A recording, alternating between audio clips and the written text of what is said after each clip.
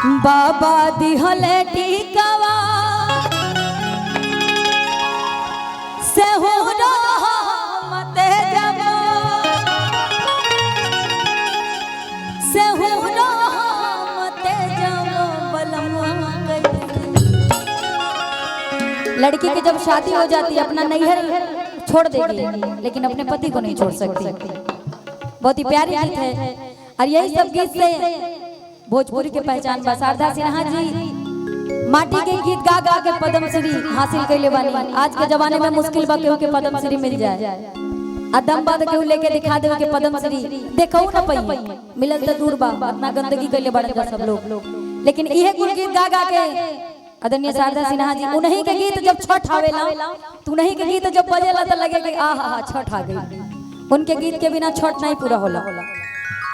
आज भी उनकर गीत में हम का बताएं जितना बखान करी कम बा।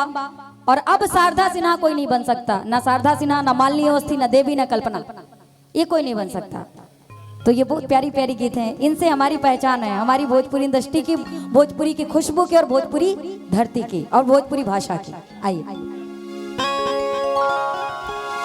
के बाबा दिहले टीकावा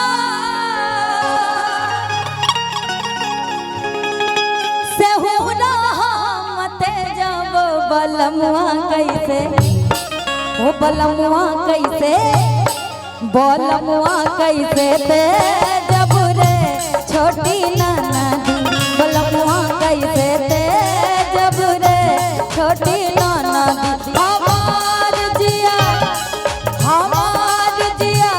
डोल रे छोटी नाना दी हमार जिया डोल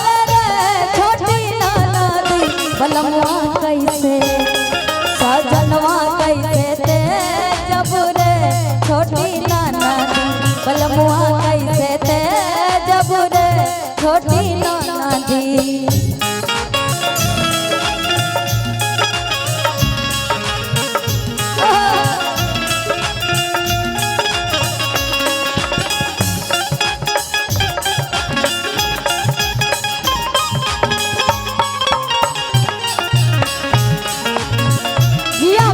बहुत बढ़िया, क्या बात है।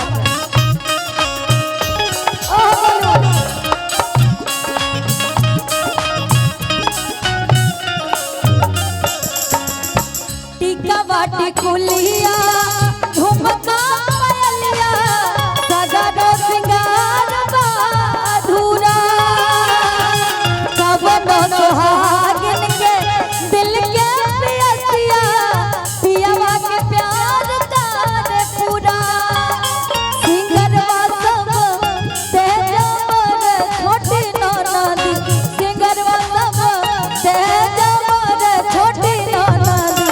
सजना कैसे बलमुआ कैसे ते जब रे छोटी नाना दी बलमुआ कैसे ते जब रे छोटी नाना दी।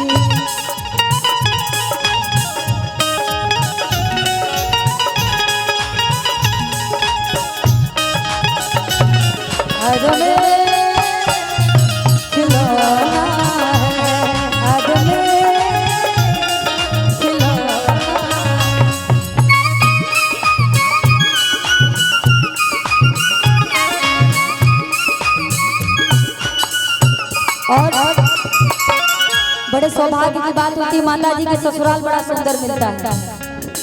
नसीब बहुत अच्छा रहेला तब पे ससुराल अच्छा मिलेला नहीं तो लोहे का जना चबाए के पड़ेला।